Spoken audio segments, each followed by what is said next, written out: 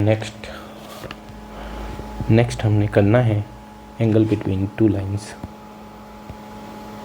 Angle between two lines, मान लेते हैं ये एक लाइन है, ये दूसरी लाइन है, ये एक्स एक्सिस, ये वाई एक्सिस। ये एक्स एक्सिस के साथ अल्फ़ा, मान लो ये थीटा एंगल बनाता है। ये वाली लाइन, मान लो ये लाइन है L1 और स्लोप है M1। ये लाइन है L2, स्लोप है M2। इसका निकालना क्या है, ये एंगल बीटा, तो ये भी बीटा होगा, वर्टिकली अपोजिट। अब ये ट्रायंगल, इसमें देखिए ये वाला ट्रायंगल, यहाँ बाहर है अल्फ़ा, तो ये लिखा जा सकता है theta plus beta is equal to alpha. Beta क्या होगा यहाँ से, थीटा, अल्फ़ा माइनस थीटा। अब यहाँ मुझे अल्फ़ा पता है, ठीक है, और तो मुझे जो है इस L1 का स्लोप भी पता चल जाएगा, M1 यहाँ से क्या होगा, 10 अल्फ़ा होगा ना।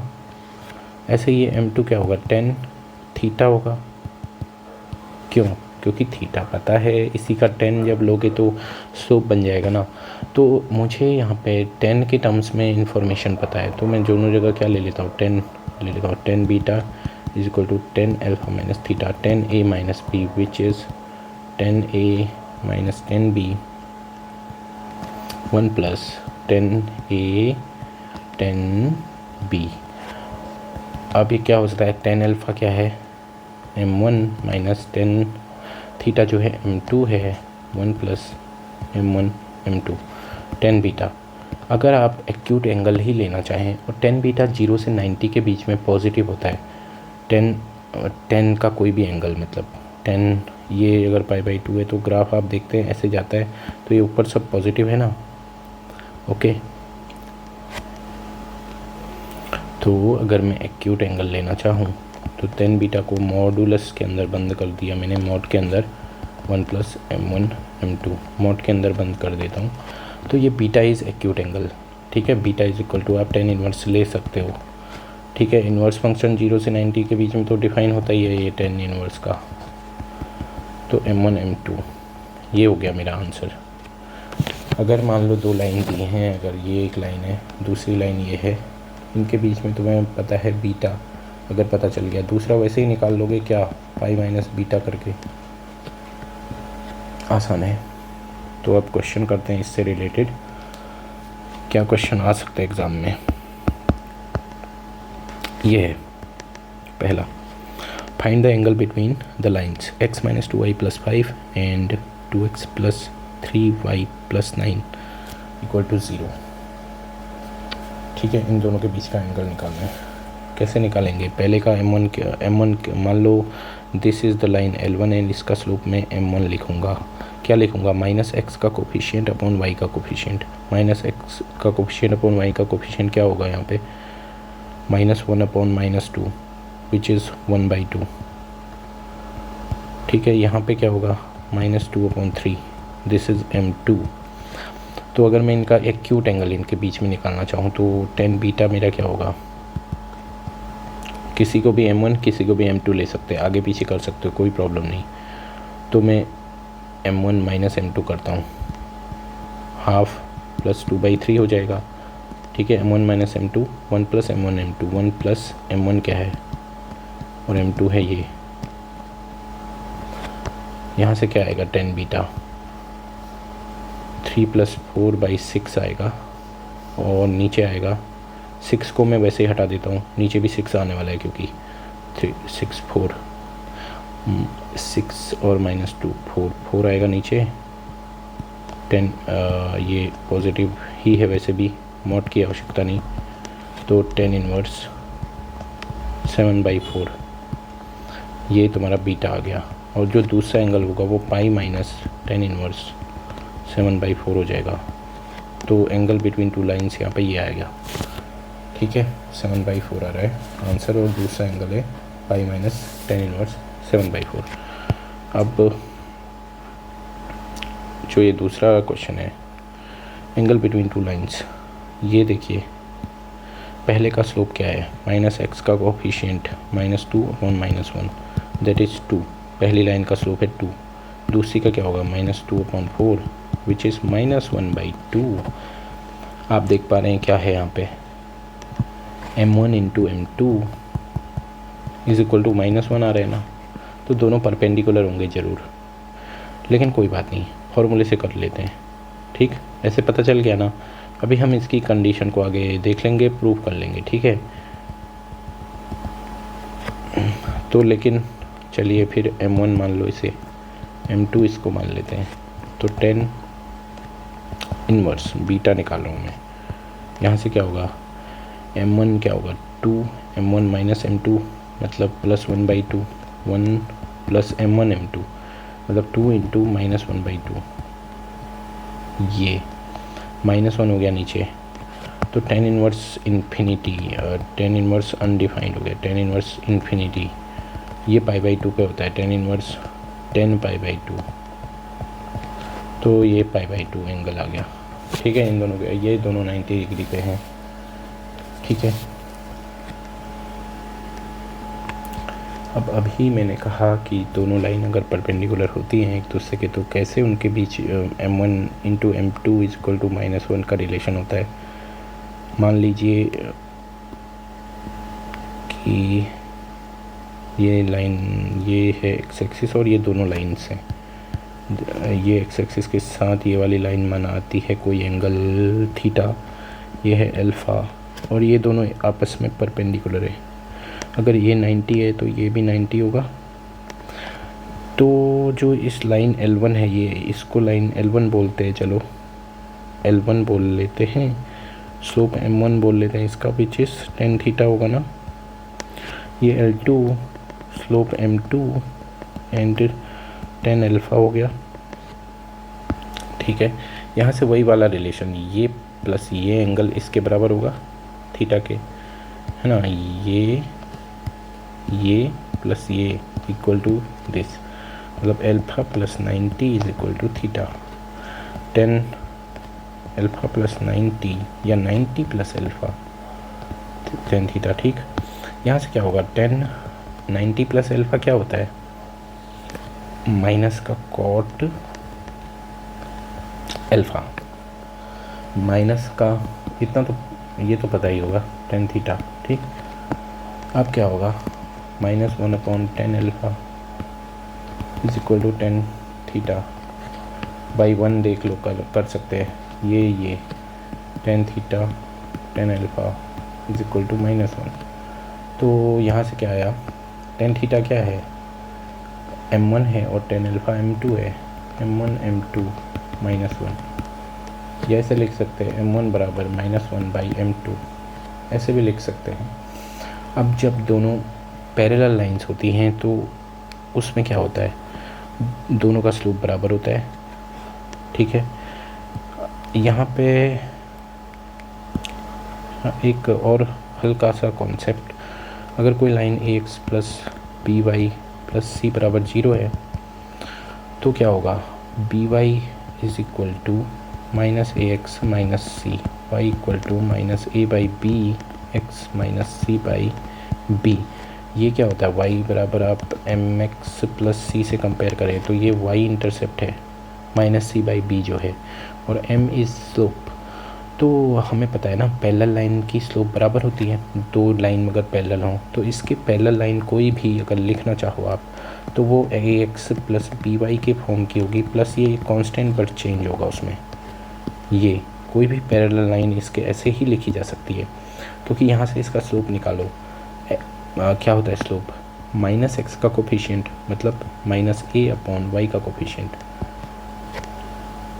ठीक है ना, ये जनरल लाइन के लिए आया है ना, ये देखो कोई भी लाइन हो उसमें ऐसा ही होता है, मतलब x का कोफिशिएंट लो अपॉन में y का कोफिशिएंट, लेकिन x के कोफिशिएंट के साथ माइनस होना चाहिए।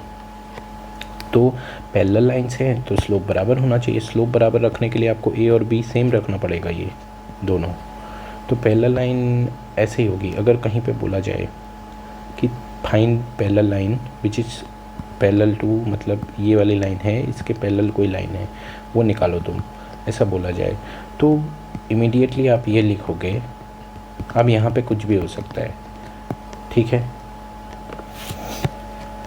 ओके, तो नेक्स्ट जो हमारा कॉन्सेप्ट है उसमें क्या होगा, हमारे पास एक लाइन होगी। मैं पूरी तरह से लिख देता हूँ कि let we have a line, क्या होगा, we have a line having slope m line की आपको कोई लाइन दी है, उसका स्लोप भी दिया रहेगा, और कोई another line and another line is making angle theta with that given line obviously कौन सी लाइन, जिसका स्लोप m है ऊपर, जो अभी ये वाली की बात हुई है, ठीक है, उसके साथ एक एंगल बनाती हुई कोई लाइन होगी थीटा। अब वो थीटा कैसे भी हो सकता है, क्लॉकवाइज भी एंटी क्लॉकवाइज भी। तो हम कैसे निकालेंगे उस लाइन की इक्वेशन, ठीक है। इक्वेशन की बात तो बाद में आएगी, पहले उस लाइन का ही स्लोप कैसे निकालोगे जो वो दी है दूसरी लाइन, ठीक है। कैसे, मैं बताता हूँ। मतलब कि इसका फिगर बनाते हैं, मान लेते हैं ये कौन सी लाइन है, ये आपको कोई गिवन लाइन है, ठीक है। ये गिवन लाइन है जिसका स्लोप m है, तुम्हें पता है, ठीक है। इस लाइन का स्लोप m है, आपको ये पता है। अब कोई दूसरी लाइन आती है जो इसके साथ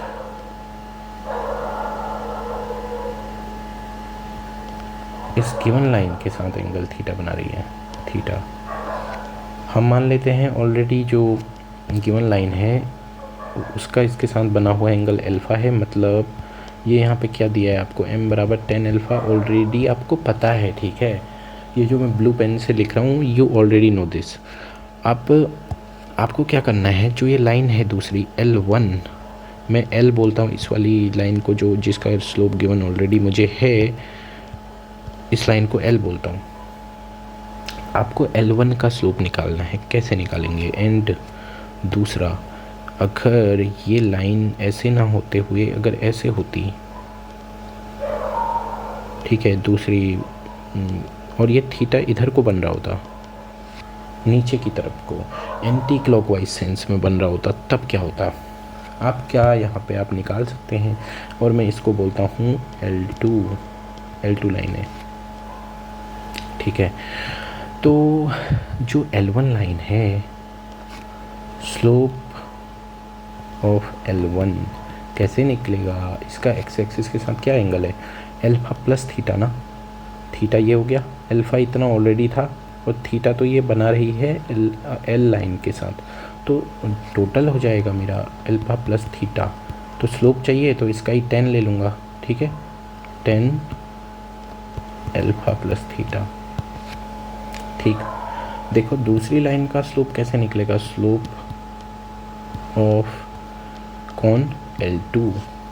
देखो L2 का एंगल क्या है, देखिए अल्फ़ा तो ये था, कोई दूसरी पेन से लिखते हैं, यहाँ देखो अल्फ़ा तो ये था ना, और थीटा ये नीचे को बन रहा है, तो जो बचा एंगल वो कितना बना, अल्फ़ा यहाँ तक गया पूरा, अगर इसमें से इतना हटा दें, मतलब थीटा नीचे को आ जा रहे हैं ना, ये थीटा हटा दो, तो ये कितना बनेगा, अल्फ़ा माइनस थीटा।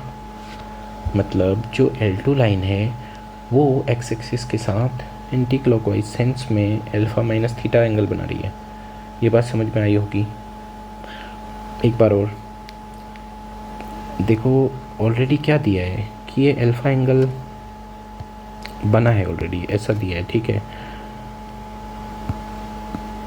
ये एंगल अल्फ़ा बना हुआ है, ऑलरेडी ऐसा दिया है, ठीक है, अल्फ़ा गिवन है, और ये इस गिवन लाइन m के साथ जो ये दूसरी लाइन L2 है जिसका स्लोप तुमको फाइंड करना है, वो इस लाइन के साथ theta angle anti clockwise sense में बना रही है नीचे को।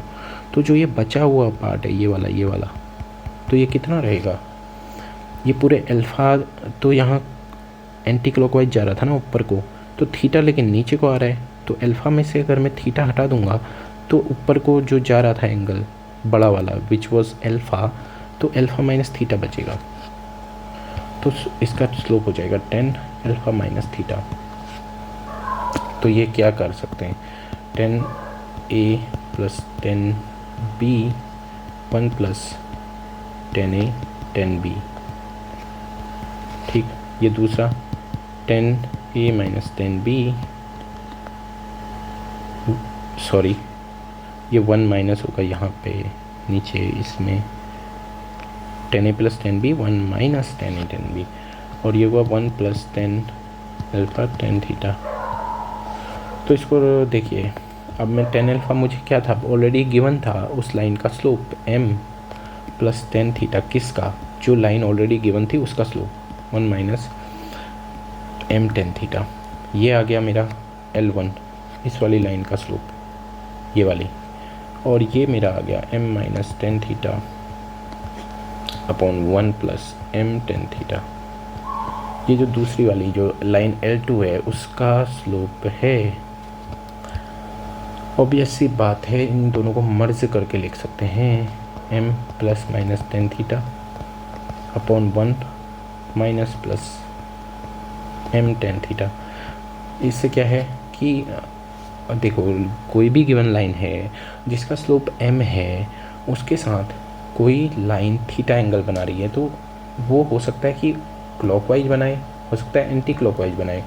तो दोनों के लिए ही आप एक बार तो प्लस का साइन ले लोगे ऊपर, जब ऊपर प्लस का ले रहे हो तो नीचे माइनस का लोगे। तब मैंने क्या लिखा है यहाँ माइनस, तो यहाँ प्लस अगर ऊपर तो नीचे माइनस, ऊपर माइनस तो नीचे प्लस, तो ये हो जाएगा। आप क्वेश्चन में तो बोलेगा नहीं ना कि थीटा क्लॉकवाइज है कि एंटी क्लॉकवाइज, तो आपको दोनों ही जो इक्वेशन है वो निकालनी पड़ेंगी। ठीक है, क्वेश्चन देखते हैं। तो हम क्या कंक्लूज़न क्या आया, मान लो कोई लाइन दी है L, उसका स्लोप m है, इसके साथ जो थीटा एंगल बना रही है, जो लाइन थीटा एंगल बनाएगी इसके साथ, उसका स्लोप क्या होगा, उसका जो स्लोप होगा वो हमने अभी निकाला, m plus minus 10 theta upon 1 minus plus m 10 theta. ये फॉर्मूला है, ये तुमको गिवन लाइन का स्लोप है ऑलरेडी जो पता है। ये वो थीटा जो गिवन होगा उसको रख दोगे यहाँ पे, और स्लोप तुमको पता चल जाएगा किस लाइन का, वो लाइन जो एंगल बना रही थी इस लाइन के साथ, मतलब L1 होगी वो और L2 होगी, उन लाइनों का तुम्हें स्लोप पता चल जाएगा। Then you will be able to find the equation. Question देखो, क्वेश्चन है ये 11th वाला क्वेश्चन। क्या question, find the slopes of the lines, यहाँ तो बढ़िया करके बता दिया, लाइन्स भैया 2 लाइन्स होंगी, which are inclined at an angle 60 degree with the line. इस लाइन का स्लोप क्या है, माइनस एक्स का कोफिशिएंट अपॉन वाई का कोफिशिएंट, दिस इज माइनस 1/√3। तो तुम्हें ऑलरेडी m का पता चल गया। तो अगर m का पता चल गया तो जो दूसरी जो लाइन्स हैं m बराबर क्या होगा, m प्लस माइनस 10 थीटा, और कितना है एंगल 60 डिग्री 1060। m तो ऑलरेडी पता है ना, m भी रख ही देता हूँ। चलो पहले हम फॉर्मूला ही लिख देते हैं, theta upon 1 minus plus m 10 theta, ये है। तो यहाँ पर m का, सॉरी यहाँ पे अब m1 निकाल रहे हो ना, फाइंड द स्लोप्स ऑफ, ये m1 नाम दे देता हूँ इसको, ठीक है। तो यहाँ पे -1/√3 प्लस माइनस 1060 क्या होता है 1/√3, नो 1060 इज √3, ठीक है। 1 माइनस प्लस -1/√3 इंटू √3, ओके।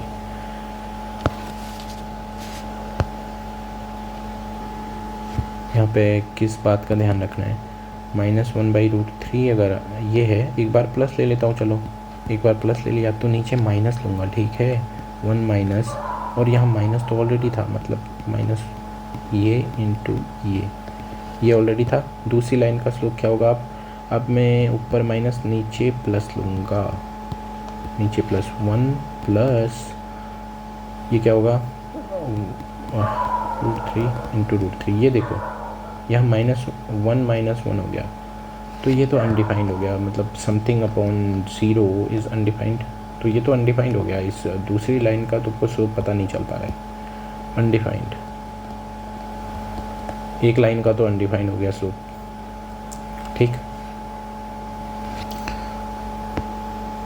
और इसका बताते हैं -1 प्लस 3 अपॉन √3 और √3, हाँ चलो लिख लो, √3 नीचे बनेगा 2, तो ये बनेगा 2/2 √3 1/√3, मतलब जो उसका स्लोप आया tan थीटा, जो तुम्हारी नई लाइन है उसका जो स्लोप आया, जो कि 60 डिग्री बना रही है एंगल 1/√3, ठीक है। तो उसके लिए tan की वैल्यू ये आई, tan थीटा, या फिर उसका जो स्लोप है m1 वो 1/√3 आया। देखो इस क्वेश्चन को सोचने का एक अलग तरीका मैं बताता हूँ। यहाँ पे सोचा जा सकता है, सभी में ऐसा सोचा नहीं जा सकता, ठीक। तो हमको दिया क्या है, हम अगर सोचें तो एक लाइन है जो 150, जो जिसमें हमको दिया है कि उसका स्लोप है -1/√3, क्वेश्चन में यही तो दिया है, और इसके जहाँ 60 डिग्री जो एंगल बना रही है उन लाइंस का स्लोप निकालना है, ठीक है। तो ये tan theta is equal to -1/√3 है, तो ये कब होता है?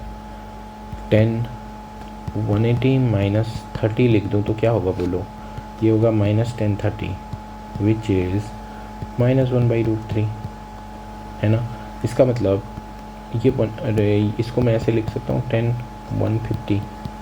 तो इसका मतलब है जो ये लाइन गिवन है मुझे, ये मुझे 150 डिग्री का एंगल बना रही है एक्स एक्सिस के साथ, ठीक है। हाँ दिस इज़ 150। तो ये कितना होगा? 60 होगा ना, 60। तो अब देखो ना, आंसर चाहिए क्या मुझे कि एक लाइन इधर को 60 बनाए जो, लेकिन अगर ये 150 है तो ये बस 30 बचेगा, बस यहाँ से 30 तुमको और जाना पड़ेगा नीचे, तो वो लाइन होगी कुछ ऐसी, ये 30। तो ये लाइन अगर ये 30, तो वर्टिकली अपोजिट ये वाला भी 30, ये 30, तो इसका स्लोप क्या हो जाएगा? tan 30 which is 1/√3। अभी ऊपर यही आंसर आया था।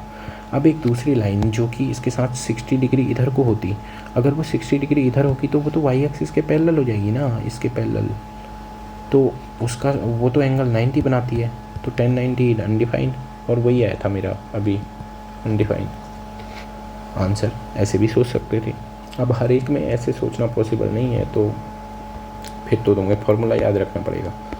लेकिन फार्मूला याद रखना भी ज़रूरी तो नहीं है, जैसे हमने प्रूव किया था हम वैसे ही कर लेंगे, क्योंकि जैसे ये है, मुझे ये दिया है, इसका मुझे m पता है, तो मैं इसका स्लोप पता होने के साथ साथ, अगर स्लोप पता है तो मैं थीटा निकाल लूँगा, और थीटा अगर निकाल रहा हूँ तो उससे ऊपर जाने के लिए, यहाँ जाने के लिए मैं थीटा प्लस जितना वो एंगल बना रही होगी लाइन उसमें जोड़ दूंगा और उसका tan लगा लूँगा और फॉर्मूले से हो जाएगा। और नीचे को भी ऐसा ही होगा। क्या नीचे को क्या होगा? जो ये एंगल ऑलरेडी बना रही होगी ये लाइन, ये वाली लाइन, उससे ये लाइन नीचे होगी, तो उसमें से मैं घटा दूंगा। मतलब मान लो अगर ये वाली अल्फ़ा बना रही है -थीटा करके tan ले लूँगा। ये कुछ नहीं बोल रहा हूँ मैं, वही जो अभी प्रूफ किया था उसी के बारे में बात कर रहा हूँ। तो प्रूफ अगर याद रहेगा तो वैसे ही याद हो जाएगा, फॉर्मूला याद रखने की ज़रूरत नहीं है। तो ये है क्वेश्चन, इस टाइप के क्वेश्चन आते हैं, ये वाला जैसे 11th वाला, ठीक है। अब नेक्स्ट में हम फोटो परपेंडिकुलर देखेंगे और कुछ सारे एक बार में मैं सारे क्वेश्चन ले आऊँगा जितने भी आते हैं जिस टाइप के, बस हो जाएगा फिर हमारा स्ट्रेट लाइन। और नेक्स्ट हम करने वाले हैं वेक्टर और 3D, और फिर लाइन वेक्टर 3D प्लेन्स, जो भी सारा 3D होता है ना वो सारा कवर कर लेंगे। Scalar triple product, vector triple product भी कभी कभी आता है, तो सारा करेंगे।